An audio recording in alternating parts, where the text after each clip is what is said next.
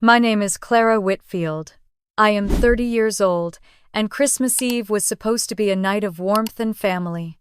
Instead, I stood on the steps of our estate with snow biting my skin, and my father's voice echoing in my ears as he called me worthless. For years I had swallowed the pain, convinced myself to stay quiet, but that night I realized silence only feeds the cruelty. What would you do if the people meant to protect you chose to destroy you instead? Stay with me, because what happened after that moment changed the course of my family forever. Let me take you back to where it began. The wind cut through me like shards of ice as the front door slammed against my back.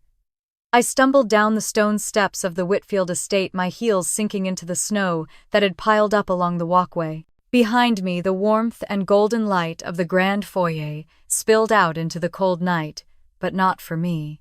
My father's hand was still raised, as if he meant to strike again, his face twisted with a fury I had known my entire life, but never this bare, never this public. Worthless, he spat, his voice echoing into the night. His words carried past the threshold and into the ears of the 100 guests gathered in the glittering dining room. Worthless. My chest heaved, the icy air stung my lungs, but a strange calm spread through me. Vanessa stood just inside, one hand on the doorframe, her designer gown shimmering under the crystal chandelier. Her lips curved in a smile that did not reach her eyes, a smile that told me this was exactly the humiliation she had been waiting for. And Ethan, her perfect son, leaned against the banister with a glass of champagne in his hand, his smirk almost identical to hers. I bent to steady myself, brushing snow from the hem of my dress. My hands shook not from fear, but from the raw, cold wrapping around me. Yet in that moment, with my hair falling loose across my face and my knees damp from snow, I looked up at my father and smiled. "This is the end for you," I said softly, just loud enough for those nearest the doorway to hear. A murmur rippled through the crowd behind him, the kind of shocked silence that falls when people realize they are witnessing something they will talk about for years. He stood frozen, his chest rising and falling, the veins at his temple pulsing. For a flicker of a second, I thought I saw doubt flash across his eyes, but it vanished as quickly as it appeared. Richard Whitfield, CEO of Whitfield Medical Systems, master of boardrooms and black-tie galas, would not let his daughter have the last word. He turned sharply back to the guests, raising his glass as if nothing had happened. "Enjoy the evening. The band will play shortly." The door closed in my face. The warmth, the music, the laughter, all cut off with a click of brass against wood. I stood in the snow, my breath rising in clouds, the cold seeping into my bones. The estate loomed above me, draped in twinkling white lights, a postcard of holiday perfection. To everyone driving by on the quiet road, it looked like the very image of family and success. No one could have imagined the truth that had just spilled onto the steps.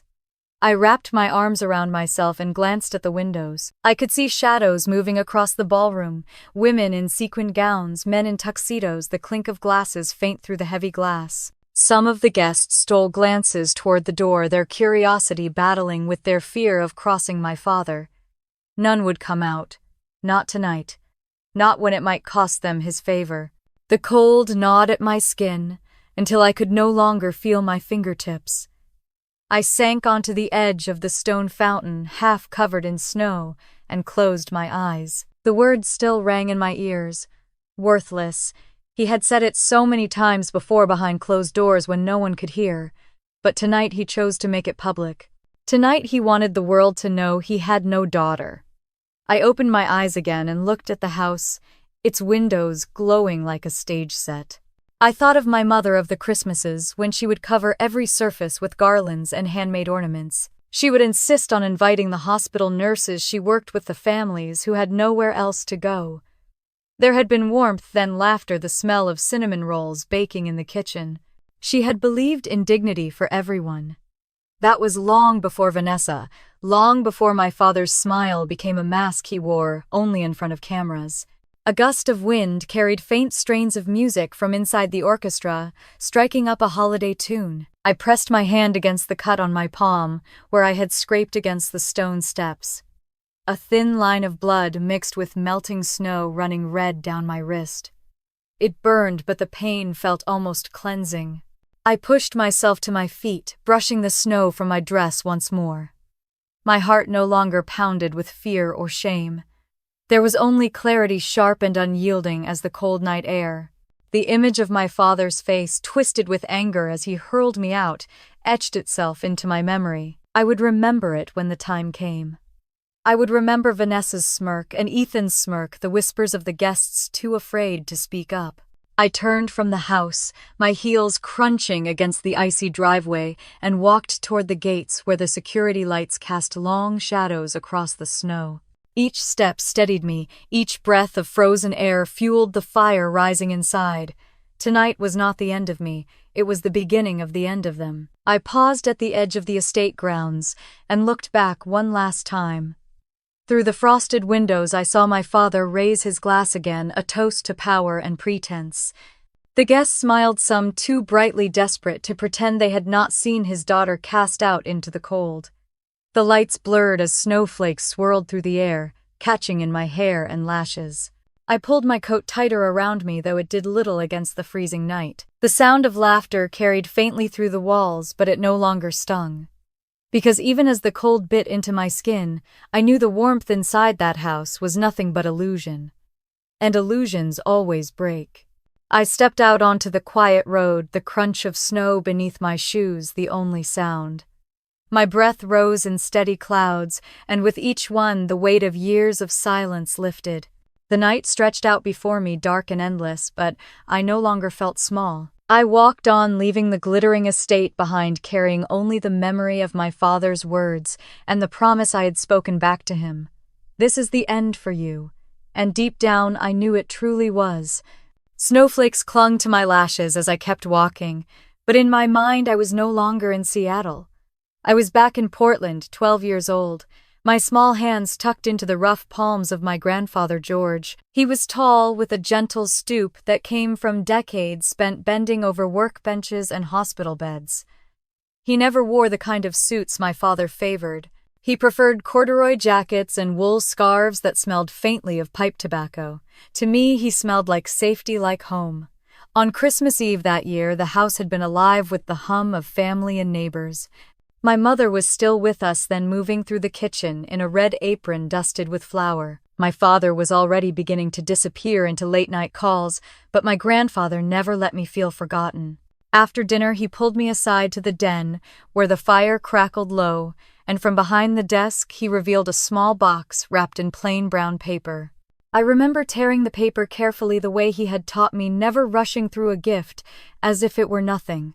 Inside was a model of a heart valve made of polished steel and glass, mounted on a wooden base. My eyes widened as I traced the tiny parts with my fingertips. This, he said with a soft smile, is what we build. Not just machines, Clara, but second chances. People walk out of the hospital and watch their children grow up because of this. His voice had a rasp, but it carried more warmth than anything I had ever heard. I asked him then if I would ever be able to make something like it. He chuckled and sat me on his knee. One day, all of this will be yours to protect. Not because of profit or power, but because you understand that purpose is what holds this company together. Never forget that business is about people, not numbers. His words wrapped around me like a blanket. I leaned against him and watched the firelight flicker across the glass valve. I felt chosen, seen, and for a moment the world was perfect. Outside in the hallway I could hear Vanessa's laughter. She had not married my father yet, but she was already hovering at the edges of our lives. She sounded like clinking champagne glasses and sharp perfume. My mother's laughter was different, deeper, full of kindness. That night she brought in a tray of hot cocoa for the three of us, her eyes crinkling as she watched me balance the heavy mug. For years afterward I would cling to that memory whenever the holidays turned cold and empty. Another Christmas, when I was 14, my grandfather took me to the company headquarters in Seattle. The building smelled of disinfectant and ambition, bright lights buzzing overhead. He walked me through the production floor, where rows of workers in blue gowns assembled components with steady hands. Some looked up and smiled at me. George whispered to me to pay attention, to notice who worked with care and who rushed. He introduced me to the board that day as his granddaughter. Not just in name, he said, but in purpose. I remember the way some of the men chuckled, thinking it was cute, a little girl sitting at the table with a notepad. But George placed a hand on my shoulder and told them plainly that one day my voice would matter here. He wanted me to learn how decisions were made, how lives were changed by a single vote. When the meeting ended, one of the directors handed me a peppermint candy and told me to keep coming back. I did until my grandfather passed away 4 years later. By then I had filled notebook after notebook with sketches of medical devices and scribbled boardroom debates. As I trudged through the snow outside the estate, now those memories pressed against my chest. The girl who had once been promised a legacy now stood cast out of her own family's home. The firelight of that Christmas Eve in the den seemed like a dream compared to the frost biting my cheeks tonight. I reached into my coat pocket and pulled out the small charm I always carried. It was a keychain, shaped like a tiny heart valve, the same model my grandfather had given me attached years later to a silver ring. He had engraved my initials on the back before he died.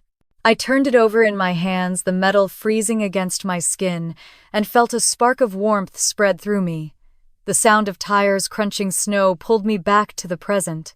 A car eased down the long driveway toward the gates. Guests leaving the party, no doubt, their laughter spilling faintly from the open windows. I stepped aside, letting them pass, but I wondered if they saw me standing there. Did they whisper to each other about the daughter thrown out into the cold? Or would they pretend tomorrow that nothing had happened, that Richard Whitfield's image remained spotless? I gripped the charm tighter. My grandfather's words echoed in my mind. All of this will be yours to protect. He had trusted me, believed in me when no one else had. That trust had not vanished with his death. It lived inside me, still waiting. The wind whipped harder, sending snow swirling across the road. I pulled my coat tighter and walked faster, the estate lights fading behind me. In my heart, the two Christmas Eves collided, the warmth of George's promise and the cruelty of Richard's rejection. One had built me, the other had nearly broken me. But I was not broken. Not yet. At the corner of the road, I paused beneath a street lamp, the snow piled high against its base. I looked up into the hazy light, the flakes falling like endless confetti. I imagined George standing there, his scarf tucked tight around his neck, his eyes twinkling with quiet pride. I whispered into the empty night that I would not let him down. The wind carried my words away, but in the silence that followed, I felt steadier. The memory of his promise was no longer a wound, it was a weapon waiting to be used. I slipped the keychain back into my pocket and started down the dark road, the crunch of my steps marking time. Ahead, the city glowed faintly. A reminder that the world was still turning, that morning would come. And when it did, I would be ready. When I think about the first time my world cracked open, it always comes back to 2008. I was 12. And still believed Christmas trees could fix anything. My mother Margaret had been in and out of hospitals for weeks, her laughter quieter each time she came home. By December, she no longer came home at all. Pancreatic cancer. That word became a shadow in our house, stretching over every meal, every whispered conversation. I remember sitting in the corner of her hospital room, my knees drawn up while the machines hummed around us. She tried to smile, reaching for my hand, her skin thin and cold. "Clara," she said, "you have to keep your chin up. Promise me you will never let anyone make you small." I nodded, even though tears blurred everything in front of me. I did not understand then how much I would need those words later. She passed on a Tuesday morning the week before Christmas. The house felt hollow, even though relatives filled every room with casseroles and condolences. My father stood stiff by the fireplace, his eyes dry, accepting people's pity with a nod that felt more like dismissal than grief. I clutched one of my mother's scarves that still smelled like her perfume and hid in her closet whenever I could. That was the only place I could breathe. Less than a year later, my father introduced Vanessa. She was 20 years younger than him, polished and sharp with nails always painted a glossy red. At first, she acted sweet, calling me darling, brushing my hair back for photographs.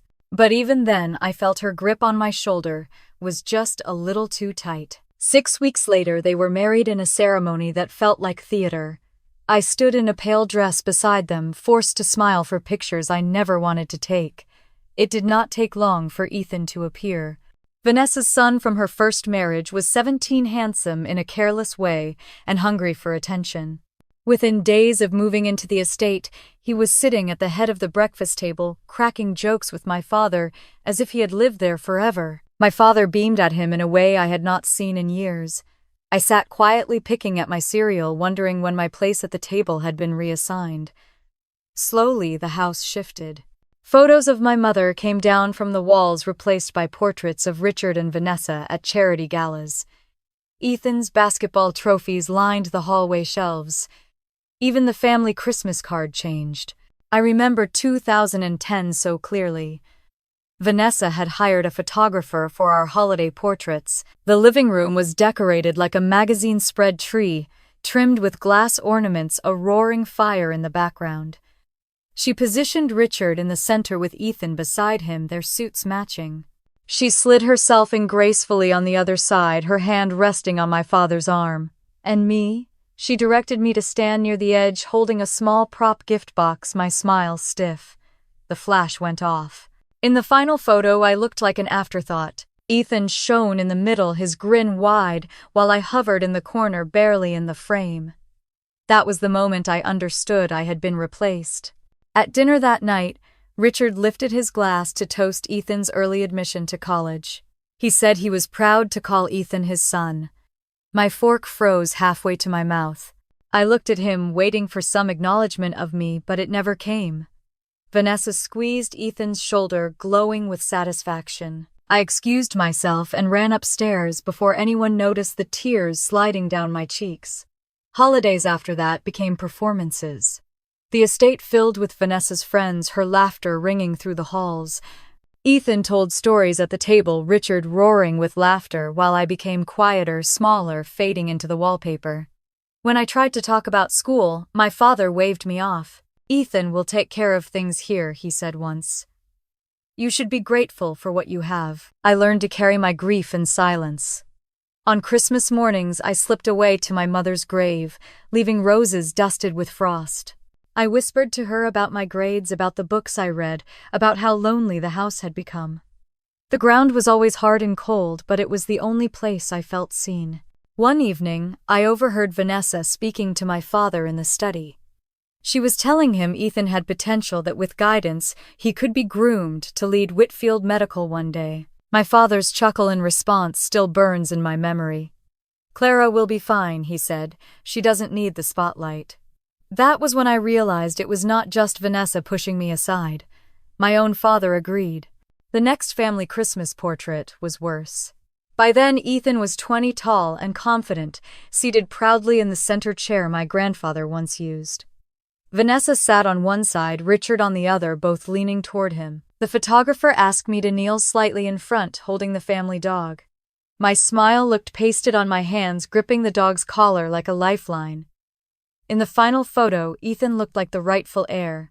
I looked like the hired help. That night alone in my room, I took out the keychain my grandfather had given me. The small metal heart valve gleamed in the dim light. I held it to my chest and promised myself that no matter how invisible they made me, I would not disappear. The snow outside the estate crunched beneath tires as more guests arrived for yet another party. Their laughter floated through the windows, blending with the sound of carols from the piano downstairs. I stood at my window watching the twinkling lights on the tree. My reflection stared back at me, older, now harder around the edges, but carrying the same promise my mother had asked of me in that hospital room. I whispered her words again, steady and certain. "Never let anyone make you small." Downstairs, the camera flashed once more as Vanessa arranged Ethan and Richard beside the tree. My place in the picture was already decided. And yet deep inside, a quiet fire began to burn. When I turned 18, I packed my bags with more determination than belongings and left the estate for Stanford. It felt like stepping into sunlight after years of living in someone else's shadow. For the first time, I was surrounded by people who did not know me as Richard Whitfield's forgotten daughter. They knew me as Clara, the girl who answered every question in class, the one who stayed late in the lab because she was hungry to prove herself. College was freedom, and it was also fuel. Every night I studied until my eyes blurred. I poured myself into economics and engineering courses, blending my love for design with the discipline of finance. By my junior year, professors were already recommending me for research fellowships. My grandfather's words never left me. Purpose, not profit. Every paper I wrote, every project I joined carried that thread. When I earned my MBA in 2018, I felt a quiet triumph. No one from my family came to the ceremony. I walked across the stage in my cap and gown, scanning the crowd and knowing the empty seats where they should have been. Still, as I shook the dean's hand and accepted my diploma, I felt my mother's presence. I imagined her clapping with tears in her eyes. Instead of returning to Seattle, I accepted a position in Boston with a competing medical device firm. I wanted to learn the industry from a place where my last name carried no weight. The office sat across from the Charles River, its windows overlooking the water. I would arrive before sunrise, coffee in hand, and stay until the janitors flicked off the lights. My team was small, but we worked like family. I focused on cardiovascular devices just as my grandfather once had. The company trusted me with a development project on a new stent design. I spent nights poring over clinical trials, mornings in operating rooms, shadowing surgeons, afternoons sketching prototypes on napkins. When the final design improved patient recovery time by 30%, trade journals picked it up. My name appeared in print, bold, under the headline. I bought a copy of the magazine and slipped it into my grandfather's old journal, proof that his faith in me had not been misplaced. Meanwhile, across the country, Ethan stumbled through Portland State. He switched majors twice, partied harder than he studied, and still my father bragged about him to anyone who would listen. When Ethan finally landed an internship at Whitfield Medical, it was not through merit, but through Richard's connections. I remember the call I got from Ellie, the longtime assistant who had quietly kept me updated. She lowered her voice as she spoke. "Your father just approved $10 million for Ethan's project. Some new device concept he sketched on a napkin," she sighed. The board raised concerns, but no one dares question Richard directly. 2 years later, that project collapsed spectacularly. Hospitals rejected the prototype, citing safety risks. The company lost millions, yet Ethan walked away with a promotion. He told reporters it was a learning experience. My father praised him publicly for his innovation. The contrast between us could not have been clearer.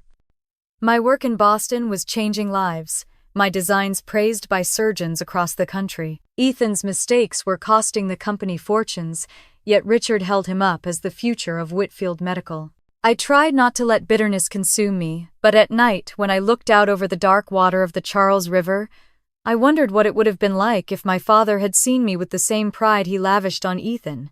I was building a reputation in my own right, but the ache of being unseen never fully left. Once, after a conference where I presented research to a packed room, I stepped off stage to applause that made my chest swell. A colleague turned to me with admiration. "With a last name like Whitfield, you must come from that company in Seattle. They're lucky to have you." I smiled politely but felt the sting deep down. They did not have me. They had thrown me away. That night I called Ellie again, needing to hear a voice that remembered the truth. She told me Richard had introduced Ethan at the company's holiday gala as his heir apparent. The newspapers published photos of them in tuxedos, glasses raised high. My father looked every bit the proud patriarch. I pressed the phone to my ear, silent. Ellie hesitated before adding softly, "Clara, your grandfather always said you were the one with his spirit. Don't let them make you believe otherwise." Her words steadied me. I had my own path, even if it was carved outside the family name. Still, the dissonance grew. Every article about Ethan's supposed brilliance scraped against my skin. Every headline about Whitfield Medical's decline whispered that the company my grandfather built was slipping into the wrong hands. One evening, as snow fell lightly outside my Boston apartment, I pulled out the heart valve keychain again. I set it on the desk beside the magazine featuring my stent design. The two objects stared back at me, past and present colliding. My grandfather's promise on one side, my own achievements on the other. I told myself then that I would not run from the family legacy forever. The company was bleeding under Ethan's false leadership and my father's blindness. I had built a name outside their shadow, but one day I would have to step back into it. Not for them, but for the patients who deserved better, and for the memory of the people who had believed in me. For now, though, I kept my head down and worked. Each late night in the lab, each successful trial, each letter from a doctor thanking me for making their work easier added to my quiet arsenal. I thought of Ethan back in Seattle coasting on my father's favor, and I knew the contrast between us was not just about achievement. It was about truth. One of us was building something real. The other was living a lie. And lies, no matter how carefully polished, never last forever. By the summer of 2022, I packed up my Boston apartment and boarded a flight back to Seattle. The city skyline came into view through the airplane window, sharp against the gray sky, and I felt my stomach twist. Returning was not about reconciliation. It was about unfinished business. When I walked into the Whitfield Medical Headquarters for the first time in years, the receptionist did a double take at my last name. Moments later, I was ushered upstairs where my father greeted me in his corner office, as if I were a stranger applying for a job. He kept his tie perfectly knotted, his cufflinks glinting, his expression flat. "I suppose you want a role here now," he said, leaning back in his leather chair. "Ethan is already leading product development, but perhaps there is space for you if you are willing to work hard." I wanted to laugh at the hypocrisy, but I kept my face calm. "I will take whatever you think appropriate." His mouth twitched in what might have been a smirk. Basement office special projects. No team, no budget. Most people would kill for a foot in the door here. "You should be grateful." I nodded and thanked him, though inside I filed the insult away like ammunition. The basement office was nothing more than a converted storage space. The walls were bare concrete painted beige, the hum of the building's heating system constant above my head. I carried in a stack of notebooks and pinned timelines and charts to the walls until the room looked more like a war room than an office. Every day I arrived earlier than anyone else and stayed later. I shadowed division heads, asked quiet questions, and listened more than I spoke.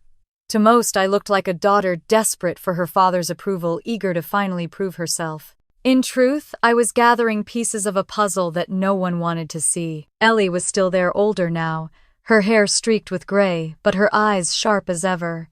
She found me one afternoon in the cafeteria, sliding into the seat across from me with her tray of soup. She smiled faintly. "Your grandfather would be proud you came back." I lowered my voice. "I am not here to make him proud. I need to understand what really happened after he died." Her gaze flicked around the room before she leaned closer. "Look for the will, Clara. There are things you need to know." I froze.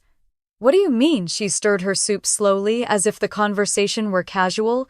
"Your grandfather had intentions for you, but they were buried quickly. Too quickly." Before I could press her, she rose with her tray. "Ask the right questions. That is all I can say." Her words echoed in my mind as I returned to the basement. I pulled files from the digital archives, digging through old expense reports. It did not take long to notice patterns. Research funds marked as allocated, but never producing results. Consulting invoices paid to companies with no employees. Travel expenses for trips that never happened. One line in particular caught my eye. A payment of $3 million for an overseas partnership with a clinic in Denmark. I cross-checked every public record I could find. The clinic did not exist. The next day, I slipped into a conference room after hours and spread the documents across the table. Each page told the same story. Money moved in circles, hidden behind acronyms and subsidiaries, but always draining from the same source. The research division. I sat back in the chair, the fluorescent lights buzzing above me. My father had accused me of being ungrateful, of not understanding what it took to run a company, but what I saw on those pages was not strategy. It was theft. Late that night, as I gathered the papers, the cleaning staff entered. They glanced at me curiously, a young woman in a wrinkled suit surrounded by stacks of files. I smiled, told them I was finishing up, and waited until they left before slipping the papers into a folder marked personal notes. The following week, Ethan strutted into the cafeteria surrounded by junior managers. He bragged about his latest idea, some flashy device concept he claimed would revolutionize heart surgery. I recognized the design immediately. It was nearly identical to one of my early prototypes from Boston, the one I had never released. He must have seen it in the files I submitted when I joined. I clenched my hands under the table. He was parading stolen work as his own while I sat in the basement digging through shadows. Yet my father beamed with pride when Ethan presented it at the monthly review. He applauded him, calling him a visionary. Not once did he acknowledge me. That night, back in my office, I stared at the wall of notes I had assembled. The fraud was larger than I had imagined. And now Ethan's incompetence was feeding the cycle, throwing money at bad ideas, while my father covered the losses in silence. I touched the keychain in my pocket, the one my grandfather had given me. Its edges were worn smooth from years of handling. For the first time since returning, I felt the same fire that had burned when I was a child watching my place in the family erased. I whispered into the empty office that I would not let it happen again. When I shut off the lights and closed the door behind me, the hallway felt colder, heavier, as if the building itself carried the weight of secrets. Somewhere above me, my father's office glowed late into the night. I wondered if he knew I was already unraveling the threads of the empire he thought untouchable. The elevator doors slid shut, and in the mirrored panel I caught my own reflection. My mother's eyes stared back at me, tired but determined, and I knew then that I was exactly where I needed to be. Ellie called me 2 days later and asked if I could meet her at a cafe a few blocks from the headquarters. Her voice carried that steady calm she always had, but underneath it I sensed urgency. I wrapped myself in a scarf and walked through the drizzle, my shoes clicking against the wet pavement. The cafe was nearly empty, the kind of place where the coffee was strong but the lighting dim enough for private conversations. She was already there, sitting at a corner table with a manila envelope beside her untouched cup. When she saw me, she gave a faint smile and gestured for me to sit. "You look tired, Clara," she said softly.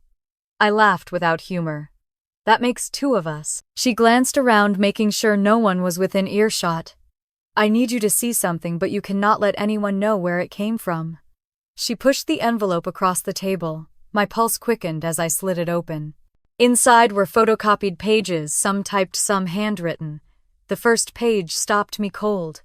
It was my grandfather George's will. Not the version filed with the courts, not the one my father had paraded around after the funeral. This one was dated 2 months before George's death. It stated in clear language that all controlling shares of Whitfield Medical would be held in trust until I turned 30, at which point they would transfer to me. My hands trembled as I flipped through the pages. The ink was faded but clear, his signature unmistakable. I whispered, barely able to form the words, "This is real." Ellie's expression was grave. I found it while reorganizing old files. It was hidden in the back of the archives, misplaced, they would say. But I know better. I looked up at her, my throat tight. My father changed it. She nodded slowly. "Within days of George's death, your father and the family attorney filed a revised version. Everything went directly to him. There was no mention of you." The room seemed to tilt as the weight of it settled over me. For years I had accepted that my father simply did not see me as worthy. But now I realized it was not blindness. It was theft. I pressed my hand against the table, grounding myself. "Why are you showing me this now?" "Because," Ellie said, her eyes locking with mine, "you deserve to know the truth before it is too late. This company was meant to be yours. Your grandfather trusted you not, Richard." I closed my eyes for a moment, hearing my grandfather's voice in the den on that Christmas Eve long ago. "All of this will be yours to protect." Now the words had teeth. I folded the papers carefully and slipped them back into the envelope. "Thank you," I whispered. She placed a hand over mine, warm and steady. "You have more strength than you realize. Just remember, the truth has a way of surfacing no matter how deeply it is buried." When we parted, I walked aimlessly through the rain, the envelope clutched under my coat. Cars hissed past on the wet street, Christmas lights blinking in shop windows, families bustling with shopping bags. I felt apart from all of it, carrying a secret that could crack open the foundation of everything my father had built. That night in my apartment, I spread the pages across my kitchen table, the handwriting, the signatures, the dates. all lined up with the memories I had of my grandfather's final months. He had intended for me to inherit not only shares but responsibility. He had wanted me to carry on the vision of purpose over profit. Instead, my father had erased me. I traced the signature with my fingertip, my eyes burning. It was not just betrayal. It was confirmation of what I had always felt but could never prove. I was not invisible. I had been deliberately cut out. I thought of Ethan sitting smugly at the head of boardroom tables, taking credit for work he could barely explain. I thought of Vanessa arranging photo ops like a queen curating her throne. I thought of my father shaking hands with politicians and donors, his smile practiced, his empire built on lies. For a long time I sat in silence, the only sound the tick of the kitchen clock. Then I gathered the pages and slid them back into the envelope, tucking it deep into my bag. The next morning at work, I moved through the halls like a ghost, nodding at colleagues, carrying files, answering questions. No one knew that inside my bag was proof that the man in the corner office had stolen an empire. I returned to the basement office and locked the door. Spreading the papers across my desk, I pinned copies of financial reports beside them. The pieces began to fit together. The fraudulent accounts, the disappearing research funds, the altered will. Each page pointed to the same truth. Richard Whitfield had not only stolen my inheritance, but had been bleeding the company dry to cover his tracks. My pen scratched across a notepad as I mapped connections, shell companies linked to consulting contracts, payments routed offshore, board members kept quiet with bonuses. It was a web intricate and rotten at the core. By late evening, my back ached from hours hunched over the desk. I leaned back in my chair, staring at the wall of documents. For the first time, I felt not only anger but clarity. I was not just my father's overlooked daughter anymore. I was the rightful heir, and I held the evidence to prove it. As I shut off the light and slipped the envelope back into my bag, a strange calm washed over me. The building was silent, the halls dim. My footsteps echoed as I walked toward the elevator. When the doors opened, I stepped inside, the envelope pressed against my chest. My reflection in the mirrored panel looked older, harder, but there was something else in my eyes now. Conviction. Vanessa called me one Thursday morning and suggested we meet for lunch at a French restaurant downtown. Her tone was light, almost cheerful, as if we were two old friends catching up. I knew better. Still, I agreed. Sometimes it was easier to sit across from your enemy and let them talk than to guess what game they were playing.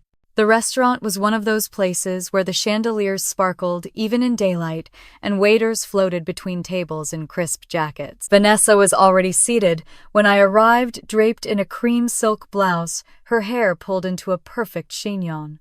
She rose and kissed my cheek, leaving a faint trace of perfume that lingered long after I sat down. "Clara, darling," she said, with that syrupy tone that always made my skin crawl. "You look so thin. Are they working you too hard in that basement office?" I smiled, politely laying the napkin across my lap. "I like to stay busy." She tilted her head, studying me as if I were a specimen under glass. "Busy is good, but you must be careful. Ambition can be such a dangerous thing in this family." The waiter poured wine and she ordered a bottle I knew cost more than my rent. She spoke of trivial things at first, a charity gala, a new art exhibit. She was sponsoring Ethan's latest investment in a startup. He barely understood. I let her fill the air with her practiced elegance, nodding in the right places. Then her eyes sharpened. "You know, Clara, your father worries about you. He says you push too hard, that you challenge him in ways that only create conflict." I met her gaze evenly. I thought he valued innovation. She laughed softly, swirling the wine in her glass. "Innovation, yes. But he values loyalty more. Ethan understands that. You, on the other hand, have always had a streak of rebellion." The words sat between us like a threat. My chest tightened, but I kept my smile steady. "I appreciate your concern, Vanessa," I said calmly. "But I am only here to do my job." She leaned closer, lowering her voice. "You will never win against your father, Clara, or Ethan. The sooner you accept that, the happier you will be." Her words were honeyed, but her eyes glinted with steel. She wanted me to shrink, to nod, to accept the role she and Richard had carved for me. Inside, I felt the heat rise, but I kept my voice even. I have no intention of competing with anyone. Her smile widened as if she had scored a point. Good, because certain matters have already been settled. The paperwork was handled long ago. She caught herself then, her lips pressing together. But it was too late. My pulse quickened. Paperwork. Settled. The image of my grandfather's original will flashed through my mind, the one Ellie had given me. Vanessa knew. She had been part of it. I set my fork down carefully, my hands steady, even as fury burned beneath the surface. That must be a relief for you, I said, knowing everything is in order. She dabbed at her lips with the linen napkin, her expression smoothing back into the mask of charm. Of course, it is always best when families avoid complications. The waiter arrived with our entrees, breaking the tension for a moment. We ate in near silence, the clink of silverware filling the space between us. I forced down each bite, not tasting a thing. After coffee was served, she placed her hand lightly on mine, her nails gleaming under the light. I truly do wish you happiness, Clara. Perhaps if you focused on finding love, starting your own family, you would not feel the need to prove yourself here. I pulled my hand back, smiling with practiced grace. Thank you, Vanessa. I will give it some thought. Her eyes lingered on me, searching for cracks in my composure. When she found none, she signaled for the check. Outside, the winter air bit at my cheeks as I walked down the busy sidewalk. I inhaled deeply, letting the cold steady me. My bag felt heavier with the envelope inside, the proof of everything she had just hinted at. She wanted me to know without saying it outright. She wanted me to feel powerless, trapped by decisions already made. But what she did not realize was that her slip confirmed what I already suspected. My father had stolen my inheritance, and she had stood at his side while he did it. I stopped at a crosswalk, the city lights blurring through the falling rain. In my mind, I saw my mother's face, gentle and strong, urging me not to let anyone make me small. Vanessa thought she had put me in my place. But what she had really done was light another match inside the fire already burning in me. The light changed and I stepped into the street, the sound of car horns and footsteps all around. I walked forward, steady and unflinching, already knowing the next move I needed to make. I called Jackson Miller that same evening and asked if he could meet me. He was a young attorney in his mid-30s who had joined the legal department not long before. He had a sharp mind, the kind of mind that caught details others missed, and I had begun to trust him. We agreed to meet at his office after hours away from prying eyes. When I arrived, he was leaning against his desk tie, loosened a cup of black coffee in his hand. He gave me a long look as I set my bag down and pulled out the folder of documents I had been gathering. "What do you want me to see, Clara?" he asked quietly.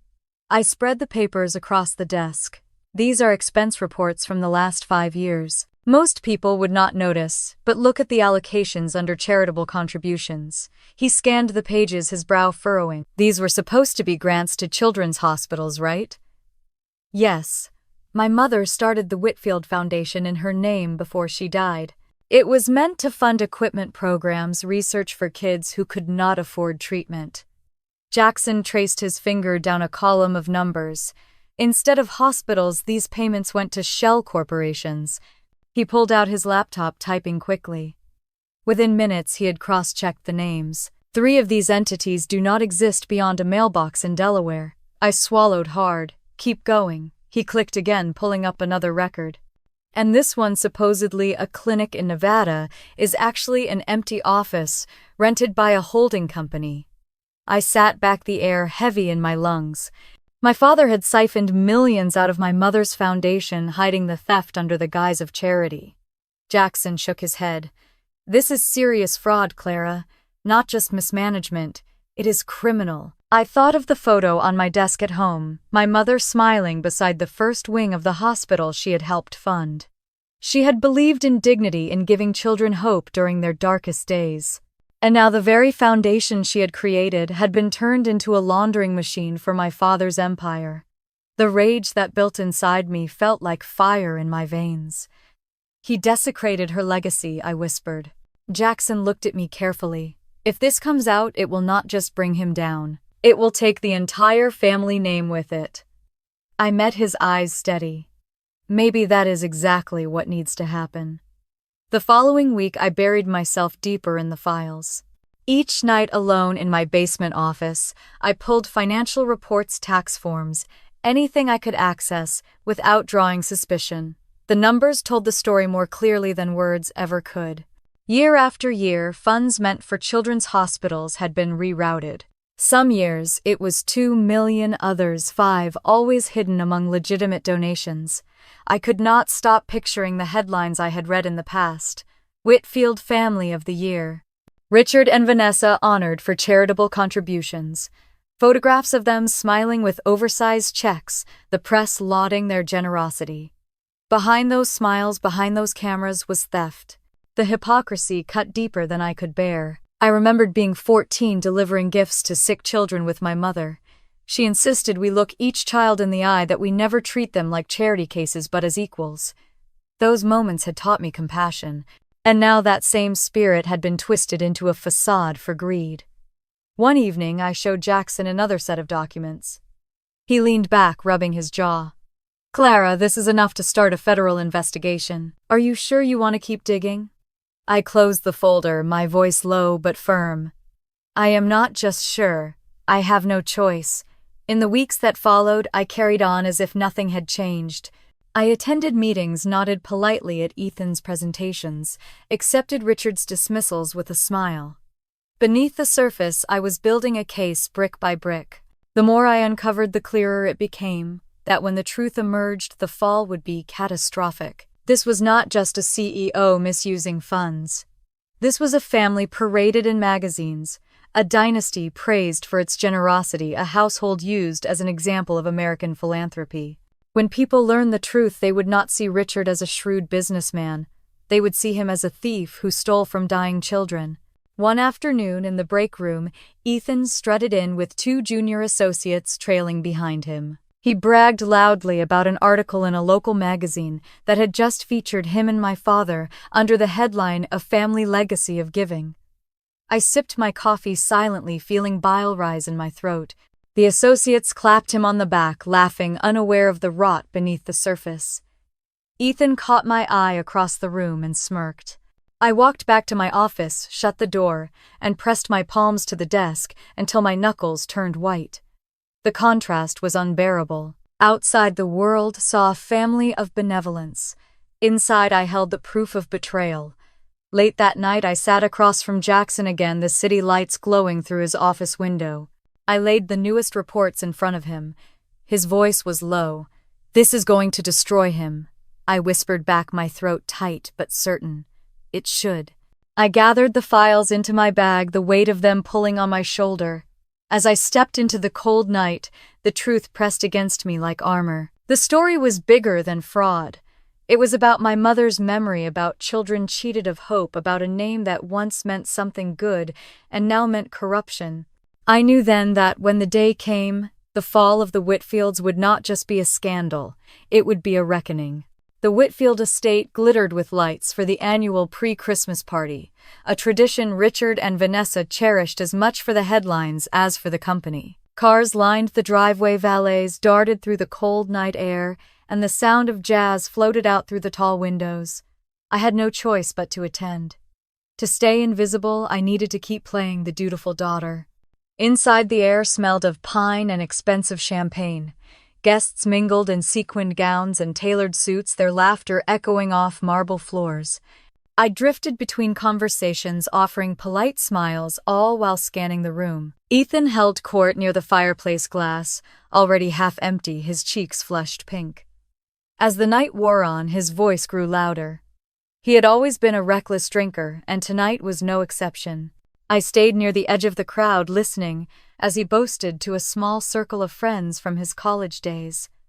"My dad has everything covered," Ethan slurred, waving his glass dangerously close to spilling.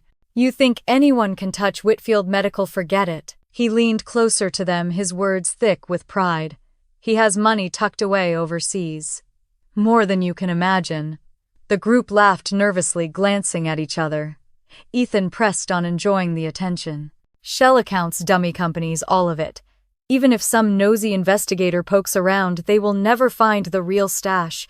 My pulse quickened, every nerve in my body focused on his words. I slipped my hand into my bag where my phone rested. With one swift movement, I unlocked the recorder and set it running the screen hidden beneath the tablecloth beside me. Ethan raised his glass, again oblivious.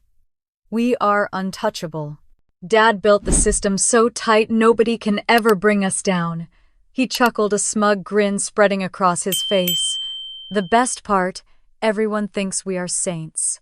Family of the year, remember. He almost spat the words out with laughter.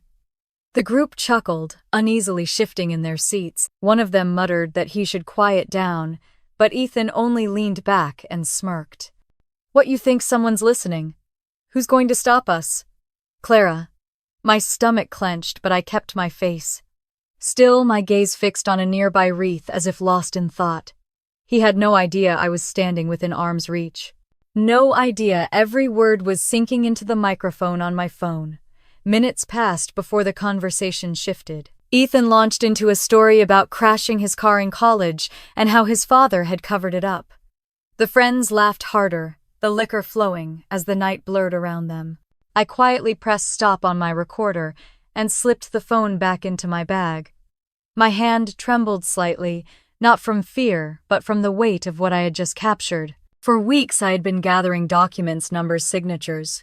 But this was different. This was his voice, his words. The son my father had chosen over me, bragging openly about the crimes they thought were hidden forever.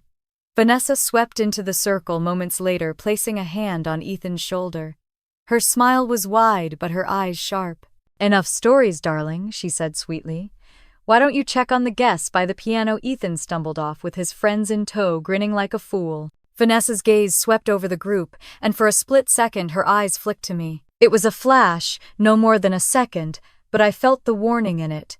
She had heard enough to know her son was loose with his tongue. I turned and walked toward the back veranda, where the cold air cut through the noise. Snow had begun to fall lightly, blanketing the stone steps. I exhaled slowly, the breath leaving me in clouds. The recording was safe in my bag, but my father's empire was already crumbling in my mind. I stood there, letting the cold steady me when Jackson's words replayed in my head. This is serious fraud, Clara. It will not just bring him down, it will take everything with it. Now I had proof that could not be brushed off as speculation or bitterness. Ethan had handed me the final piece. Through the glass doors I saw my father shake hands with a senator, his smile broad, his posture commanding. Vanessa hovered close by, perfect as ever, her hand resting lightly on his arm. To the guests, they looked untouchable. To me, they looked like people standing on a trapdoor. The wind lifted my hair as I whispered to the night that the door would open soon. Inside, the music swelled again, the guests clapped politely, and the Whitfields performed their polished act. But I no longer felt like the forgotten daughter in the corner. I had the voice of their heir apparent, bragging about their crimes saved in my pocket. And I knew it was only a matter of time before the world heard it too. The night of the Whitfield Christmas gala arrived with a weight I could feel in my chest. Snow fell steadily over the estate, frosting the hedges and crunching beneath the tires of sleek black cars that lined the driveway. Valets hurried through the cold, taking keys from city officials, donors, and journalists invited to witness the family's display of power and generosity. Inside the house, shimmered with chandeliers and candlelight, the air heavy with pine and expensive perfume. I walked in quietly, my navy dress plain compared to the sequined gowns glittering all around me. Waiters carried trays of champagne through the crowd, while a quartet played carols near the grand staircase. Everywhere I looked were faces smiling at Richard, at Vanessa, at Ethan, as if the three of them were a royal family. Photographers snapped photos, flashes bouncing off marble columns, capturing their perfect image for tomorrow's papers. Richard moved from guest to guest, with practiced ease, shaking hands, his voice booming with confidence. Vanessa floated beside him, her laugh chiming like crystal, her hand never far from his arm. Ethan clung to their side, already flushed from drink, bragging to a cluster of young executives about his brilliance. To the crowd, they were flawless. To me, they were a mirage built on lies. Dinner was served in the ballroom, long tables draped in linen, candles flickering in silver holders. Journalists from the local press had been invited under the guise of celebrating the family's charitable legacy. They scribbled notes as Richard gave a toast about the importance of generosity, praising the Whitfield Foundation for its impact on children's hospitals. He spoke of purpose, of dignity, of hope, as though those words had ever meant anything to him. Applause filled the room. I sat at the far end of the table, forcing myself to smile at the right moments. My phone in my bag felt like a weapon. Inside it was the recording of Ethan bragging about offshore accounts, the documents tracing stolen funds, the copy of my grandfather's will, my mother's foundation, my future. All of it sat waiting, ready to be unleashed. After dessert, Richard rose again, tapping his glass. His eyes scanned the room until they landed on me. "Clara, why don't you say a few words?" The guest turned toward me expectant. My throat tightened, but before I could move, Richard continued, his smile sharpening. "Actually, no. What could you possibly have to say?" Uneasy laughter rippled through the crowd. I sat frozen, every muscle rigid. Richard set his glass down with a sharp click. "Ladies and gentlemen, let me tell you about my daughter. She hides in the basement with old files, pretending to contribute. But she is nothing. Worthless." The word cut through me, but I refused to flinch. Guests shifted in their seats, some looking down at their plates, others pretending to sip their wine. Vanessa's smile stayed frozen, her hand resting lightly on Richard's sleeve, as if reminding him to maintain the performance. Ethan smirked, delighted by the show. Richard's face darkened as he stepped around the table.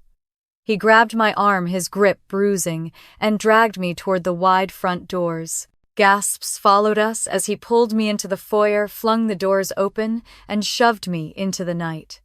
I stumbled down the marble steps, the icy air burning my lungs. Snow bit into my skin as I slipped and fell to my knees, the edge of a stone step slicing my cheek. Warm blood trickled down, staining the white snow beneath me. Behind me, the guests crowded into the doorway, their eyes wide, whispers buzzing like hornets.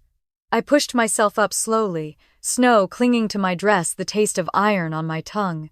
Richard stood above me, framed by the golden light of the house, his silhouette towering and cruel. I raised my head, met his eyes, and let my voice carry across the stunned silence. "This is the end for you." The words hung in the air, sharp as glass. A murmur rippled through the guests. Someone gasped. Vanessa's hand flew to her mouth in feigned horror. Ethan's grin faltered. Richard slammed the door shut, cutting off the crowd, sealing himself back inside the illusion. I stood alone in the falling snowblood running warm against my skin, but I felt stronger than I ever had.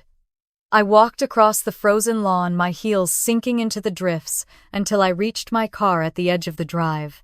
My hands shook as I unlocked the door, but not from fear. I slid into the driver's seat, turned on the overhead light, and pulled out my phone. The dashboard glow lit the screen as I opened the secure drive. My fingers flew, attaching files, reports, recordings. First, I sent everything to the SEC Whistleblower portal, then the IRS. Then to Amy Collins, the one journalist I trusted to see past the headlines, and finally to 2 board members who had remained cautious, not loyalists to my father.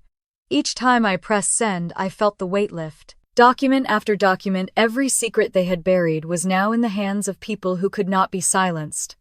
When the last file left my outbox, I leaned back in the seat and let the phone drop into my lap. Snow piled softly on the windshield, muffling the world outside. My cheek throbbed, blood drying against my skin, but inside me there was only calm. I thought of my mother, her laughter in hospital corridors, her belief in dignity and compassion. I thought of my grandfather, his steady hand guiding me through boardrooms, whispering to watch who spoke and who listened. They had trusted me to carry something bigger than myself, and tonight I finally had. Inside the house, music swelled again, the party pressing forward as if nothing had happened. But the facade was already cracked. Tomorrow, when the evidence surfaced, there would be no music loud enough to drown it out. I started the car, the engine rumbling in the cold. Headlights cut across the snow as I pulled onto the road, leaving the glowing estate shrinking behind me in the rearview mirror. The Whitfields believed they had silenced me. What they did not know was that their empire had already been handed to the wolves. By morning, the world would know the truth. I woke on Christmas morning to the faint smell of cinnamon rolls drifting from the kitchen. My Aunt Linda had insisted I stay with her the night before, refusing to let me go back to my apartment alone after what happened at the gala. Her little bungalow in Bellevue was warm and safe, filled with quilts she had sewn herself and framed photographs of family holidays long past. The television was already on in the living room, muted at first, showing a reporter standing outside the gates of the Whitfield estate. Red and blue lights flashed across the snowy driveway. For a moment I thought I was dreaming. Then Linda turned up the volume. Federal agents from the FBI and IRS arrived at dawn, the reporter announced. Sources confirm they are executing search warrants for financial documents spanning the last 7 years. CEO Richard Whitfield is currently being questioned inside. I sank into the couch, my hands wrapped around a mug of coffee Linda handed me. On the screen, I saw agents in dark jackets carrying boxes out the front doors past wreaths and garlands that still hung proudly as if mocking the scene. The estate looked exactly as it had the night before, except now it was surrounded by flashing lights and news vans. Neighbors in coats and scarves gathered at the gates, whispering. Cameras zoomed in on Vanessa, being escorted to a waiting car. Her expression tight, her perfect hair glinting under the winter sun. A caption scrolled across the bottom: Whitfield family under federal investigation. Linda shook her head slowly, her eyes never leaving the screen. About time, she muttered. The reporter's voice cut through again.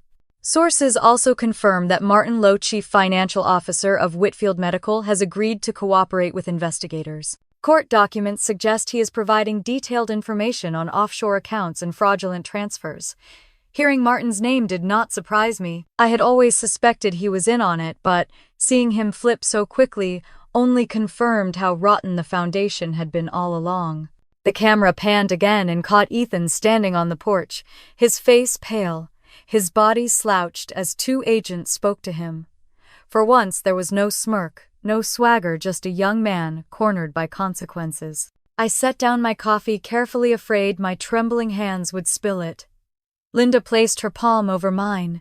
You did this, Clara. I swallowed hard. No, I only showed them the truth. She looked at me with eyes soft and proud. That is exactly what your grandfather always wanted, and your mother too. She would be so proud of you right now. My throat tightened, and for a moment I could not speak. I watched the footage of Richard finally appearing at the front door. He looked smaller, somehow, shoulders hunched under his overcoat, his face gray. Federal agents flanked him on both sides, guiding him toward a waiting SUV. The reporter shouted questions. Did you alter your father's will, Mr. Whitfield? Did you steal from the foundation? He kept his eyes fixed ahead, lips pressed tight, but his silence spoke louder than any denial could. Inside Linda's living room, the Christmas tree lights blinked softly, reflecting off the ornaments she had collected for decades. It struck me how different this morning was from the one playing out at the estate. In homes across America, children were unwrapping presents, parents sipping cocoa, families laughing around fireplaces. At Whitfield Manor, the image of perfection had shattered in front of the entire country. The news anchors cut in with commentary. This is a shocking turn for a family long celebrated for their philanthropy. Just last year, the Whitfields were honored as Family of the Year by several organizations for their contributions to healthcare. Today, that image is under intense scrutiny.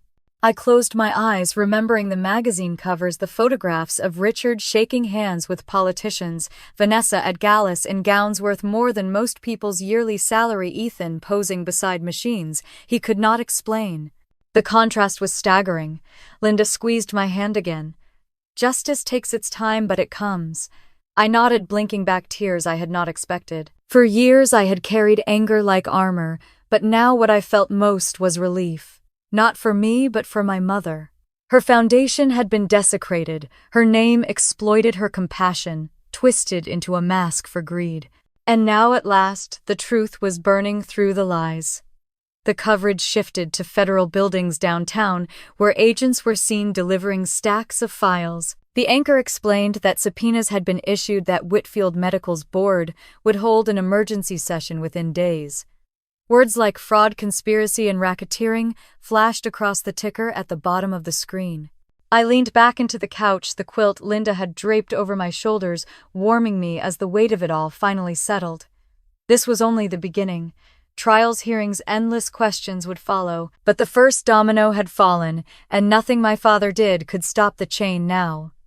Linda finally turned down the volume, leaving only the faint sound of Christmas carols playing on a nearby radio. She looked at me again, her smile gentle. "Your mother's heart was always in the right place, and now the world will see who she truly was." I nodded, clutching the quilt closer. Through the window, I could see children across the street, running through the snow with new sleds, their laughter piercing the cold morning air. It was Christmas. For once, it felt like a day of truth, not illusion. I sat there quietly, letting the warmth of the house and the hum of the television surround me, knowing the storm outside would rage on.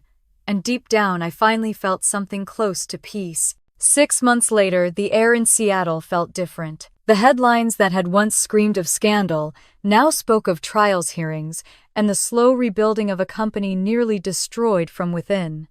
Richard was indicted on multiple counts of fraud, tax evasion, and conspiracy. He sat in a federal courtroom in a gray suit that looked too big for him, his shoulders hunched, his hair grayer than I remembered.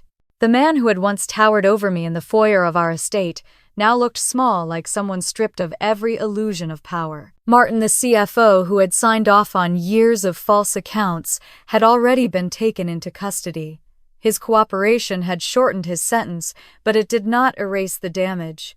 I saw him once during a deposition, his eyes darting away from mine, unable to meet the gaze of the woman whose inheritance he had helped bury. Vanessa filed for divorce within weeks of the raid. The glamorous wife, who had once glided through ballrooms, disappeared from Seattle's society pages. Word spread she had moved to Arizona, launching a boutique skincare line, carefully rebranding herself without the Whitfield name. Ethan left town quietly. One day, his social media accounts went dark, and the next, there were rumors he had been spotted in Monaco, then Madrid, then nowhere at all. He became a ghost, living off whatever resources he had stashed before the fall. For me, he was not a mystery. He was simply gone, leaving behind the wreckage of arrogance and lies. Whitfield Medical suffered at first. The stock plummeted 38% in the days after the raid. Employees whispered in hallways, clients pulled contracts, and the press circled like vultures. But as the months passed, as transparency replaced secrecy, confidence began to return. New leadership was appointed by the board, people with clean records and steady hands. Step by step, the company regained its footing. By the end of 6 months, the stock had recovered 62%, an almost miraculous rebound. Investors praised the new direction, but I knew the true credit belonged to the people inside, who kept believing the work mattered beyond profits. For me, the greatest victory was not in balance sheets or courtroom sentences. It was in founding the Margaret Whitfield Foundation, a new nonprofit in my mother's name. I poured my energy into building a program that truly reflected her heart. We partnered with clinics across the country to provide equipment for children whose families could not afford treatment. We funded research in pediatric care, making sure every dollar went exactly where it was promised. At the first board meeting of the foundation, I placed a framed photo of my mother at the head of the table. Her smile reminded me why I had fought, why I had endured years of dismissal and betrayal.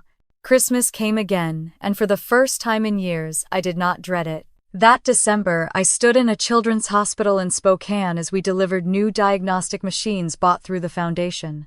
Snow fell outside, and inside, children in paper crowns opened presents handed out by volunteers.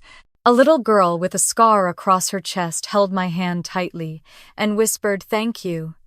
In her eyes, I saw the legacy my mother had wanted all along. Later that evening, I returned to Linda's bungalow, where the smell of cinnamon rolls filled the air just as it had 6 months earlier. She hugged me and said quietly, "Your mother would be proud." I knew she was right. The estate, the empire, the illusions of grandeur, all of it had crumbled. But from the rubble, something true had risen. Not built on lies, not dependent on fear, but rooted in compassion and truth.